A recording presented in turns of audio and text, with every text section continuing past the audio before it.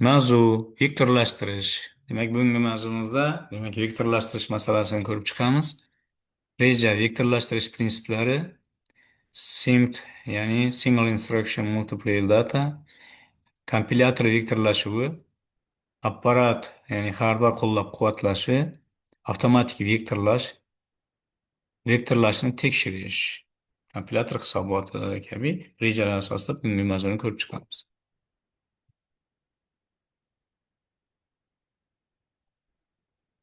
Demak, vektorlashtirish.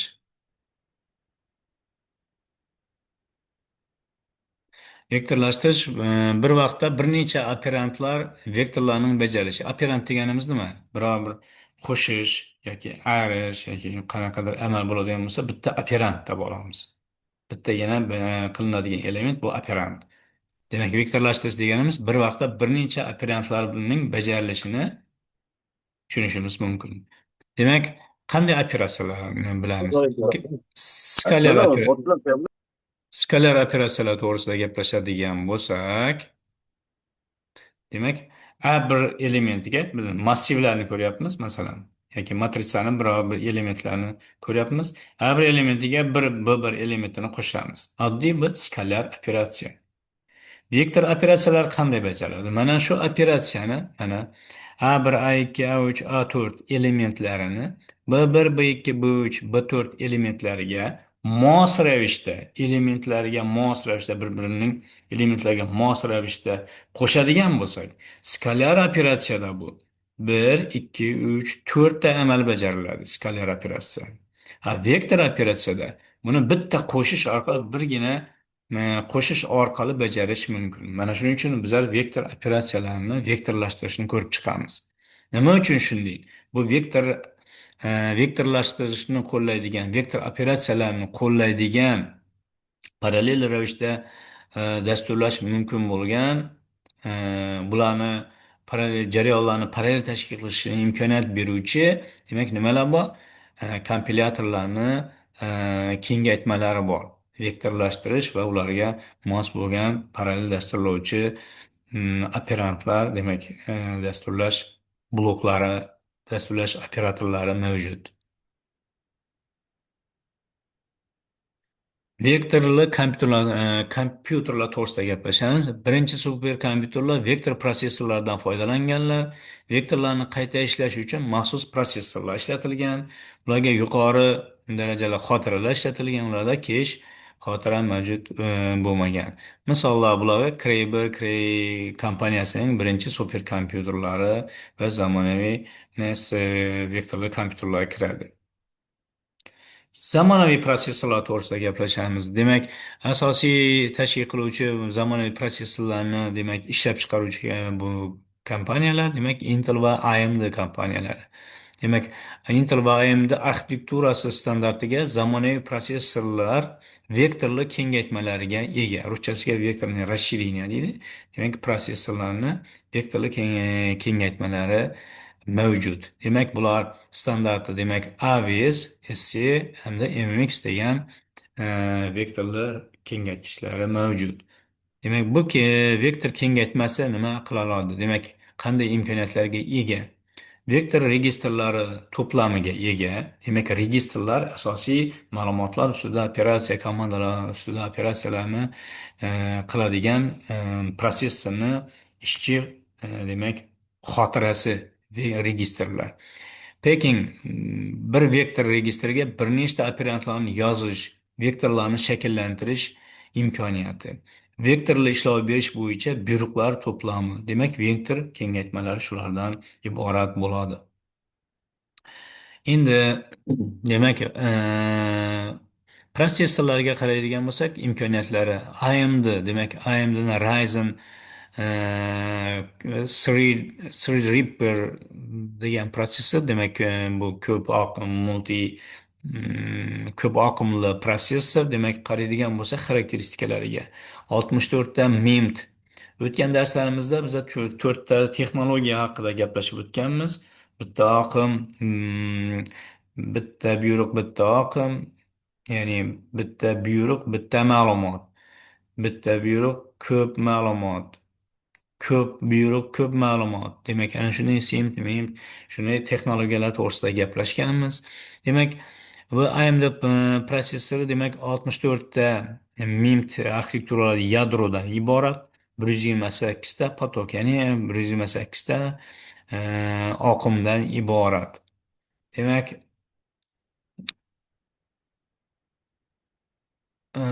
simt parallelizmi bunda simt parallelizmi demak bir necha ming marta samaradorlikni oshirishga imkoniyat beradi. Chunki potoklar soni va yadrolar soni qancha ko'p bo'ladigan bo'lsa, demak dasturni shunday darajada parallel ishlatishimiz mumkin bo'ladi. Endi eng ommabop populyarniy deymiz, shunday protsessorlarda yana Nvidia RTX protsessori haqida gaplashamiz. Bahosi taxminan $5000. Mana atrofida demak bunda yadrolar soni qancha ekanligini ko'rib turibmiz. SIM texnologiyada ishlaydi. Demak, bular shuning uchun ham grafik protsessorlarda e, ma'lumotlarni qayta ishlash, hisoblash yacheykalari uchun tashkil qilinadi.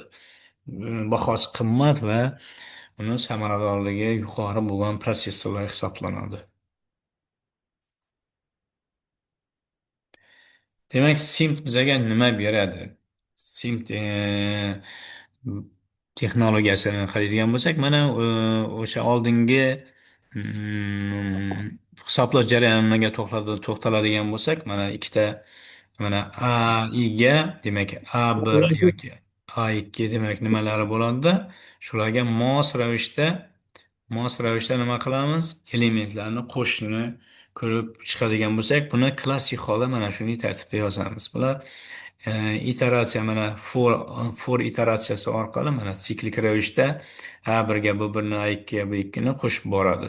Bu operatsiya n marta takrorlanadi, chunki 0 dan n gacha bo'ladigan bo'lsa, n'dan kichkina, demak n marta bu takrorlanadigan jarayon. Bu jarayonni n marta bajarmasdan buni sim texnologiyada vektorlar uslubida mana shunday ko'rinishda qabul qiladi bu nimani. Demak, A1, A2, A3, B1, bir marta qo'shish orqali mana S vektor hosil qilinadi. Demak, ana shu texnologiyamiz. Bunda simt A'ga B'ni vektorni qo'shadi. Natijada bitta operatsiya orqali amalga oshiradi. Vallahi Tensor, bize hangi derste girsem bile bu sefer. mayli, mayli. Olmasa Tensor boşlaştı. to'g'risida tensor to'g'risida tensor to'g'risida gaplashamiz. Tensor deganimiz bu demak matrisalarni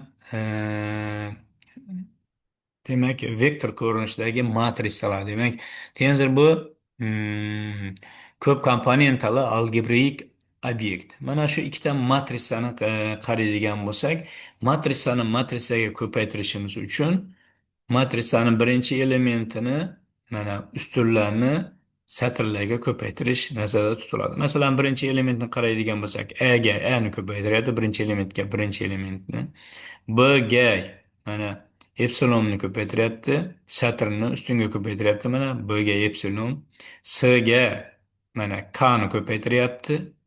D ga mana bu D elementiga pi ni ko'paytiryapti. Mana shunday tartibda demak satrlarni ustunga ko'paytirib ularni qo'shib chiqiladi. Demak, bu yerda qaraydigan bo'lsak, demak 64 ta ko'paytirish amali mavjud va 48 ta qo'shish amali mavjud. Demak, bunday operatsiyalarni, bir xil operatsiyalarni demak qilishimiz uchun parallel dasturlash, vektorlashtirishga erishishimiz kerak bo'ladi.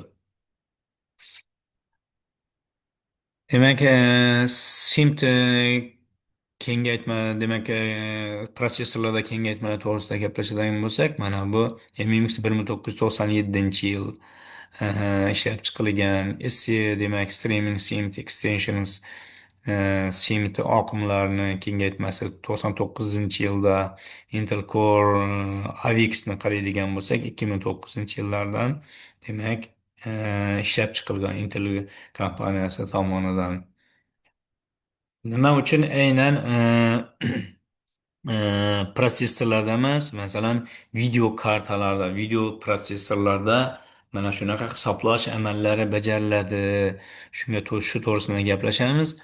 Masalan, mana bu rasmni qaraydigan bo'lsak, rasm turli xil ranglardan iborat. Ranglarni mana to'g'ri, mana bu 0,0 nuqtadan deylik, mingga ming yoki bo'lmasam 10 mingga 10 ming nuqtagini oladigan bo'lsak, mana bu yoq 10 ming.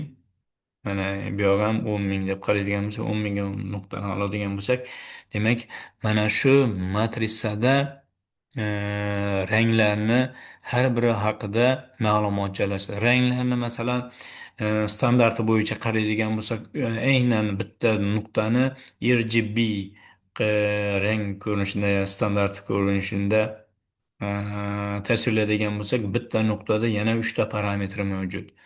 Demak, mana shu orqali rasmni bo'yash tartiblarini saqlovchi juda katta ma'lumotlarni qayta ishlashimiz zarur bo'ladi. Buning uchun esa juda katta e, ma'lumotlarni, demak, vektor ko'rinishida ishlashi mumkin bo'lgan video karta yoki video protsessorlardan vektor uslubida foydalanishimiz zarur bo'ladi. Demak, bu grafikani qaraydigan bo'lsak, demak, ko'pgina grafik vektorlar va matrica operatsiyalari ishlatiladi. Demak, vektorli hisoblashlar bu e, bu ma'lumotlar darajasida parallellik bilan parallel hisoblashlarning bir turi ya'ni single instruction multiple data. Buni qaraydigan bo'lsak, o'sha aytgan birinchi nimamizda 10 ta elementga 10 ta elementni bitta operatsiya orqali mana qo'shish imkoniyatiga erishamiz. Vektorlashtirish usullari. Vektorlashtirishni qanday usullari mavjud? Masalan, assembler. AX yoki S to'plami ko'rsatmalaridan bevosita foydalanish. Assembler nimasida? Keyingi nimamiz C yoki C++ dasturida kodiga, demak, kodning tarkibiga assemblerga yaqin kod fragmentlarini yozish orqali vektorlash usullarini amalga oshirish mumkin. Keyin kompilyator yordamida avtomatik vektorlashtirishimiz ham mumkin. Bu dasturchi aralashuvisiz kompilyator tomonidan amalga oshiriladi. Kompilyator har doim ham vektorlashtirish imkoniyatini topa olmaydi. Shuning uchun dasturchi kompilyatorga vektorlash uchun ko'rsatmalar beradi. Keyingi nimamiz OpenMP kompilyator direktivalardan foydalangan holda vektorlashtirish funksiyalaridan, metodlardan foydalangan holda ma'lumotlarni vektorlashtirish mumkin. Kompilyatorda avtomatik vektorlashtirish to'g'risida ko'pincha bizlar kod blokda ishlagan bo'lsak, masalan, kod blokda kompilyatorni tanlaymiz, Genius, GSys, Intel yoki Clang. Demak, kompilyatorlardan foydalanamiz. Kompilyatorlar. Qani, ovozini o'chirib qo'yamiz.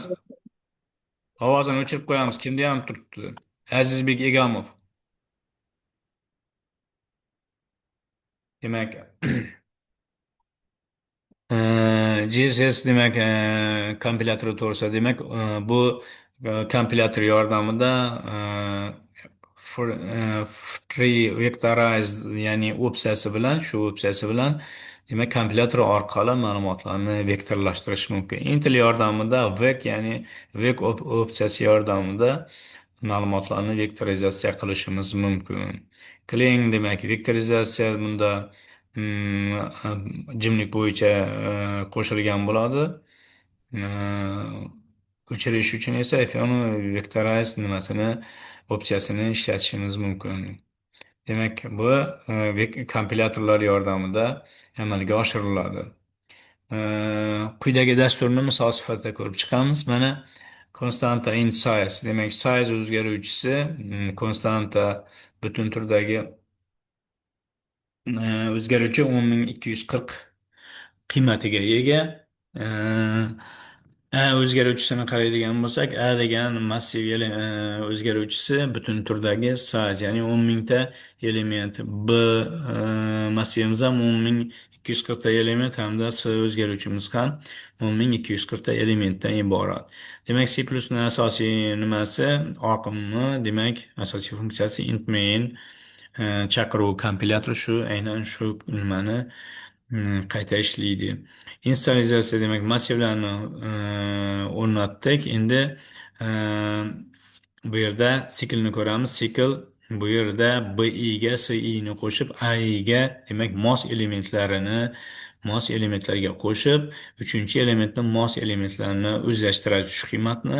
Ya'ni bizlarda ikkita massivdan yangi bitta qo'shilgan massiv hosil bo'ladi. Endi mana shu nimani e, natijasini mana bu yerda paydo qilamiz. Biz skalyar holdagi dasturni ishlatilishi biz shu kungacha kod blok dasturlash darslaridan mana shu parallelashtirilmagan dasturlarni ishlatganmiz. Endi vektorlashtirish yordamida biz mana bu nimani ishlatishimiz mumkin. Mana shuning tartibda mana vectorization bir cpp fayli, mana yozilgan kodimiz mana shu cpp faylida joylashgan. Demak, bu parallel dasturlashni qo'llab-quvvatlovchi C++ ning 11-versiyasi. Demak, ana shu parametr yordamida vektorizatsiya qilingan holda bajariladigan bo'lsa, mana 10 sekund vaqt sarflayapti. Vektorizatsiyasiz qilinadigan holatda esa mana 39 sekund vaqt sarflanyapti.